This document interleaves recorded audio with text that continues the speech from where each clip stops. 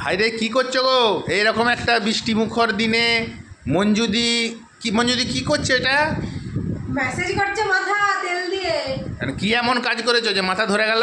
মাথা ধরেনি, আজকে রবিবার না, চুলে তেল লাগাচ্ছি।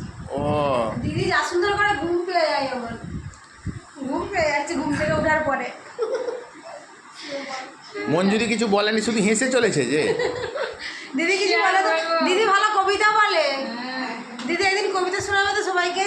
বলতে হবে, সেই কুমোরপাড়ার গরুর গাড়িটা বলতে। তো বলো না, এখনই বলো। না, ভালো কাপড় পরে এসছে। বলো, বলো। আচ্ছা ঠিক আছে, একদিন দিদিকে আমরা দেখবো ভালো কাপড় পরে ভালো কবিতায়।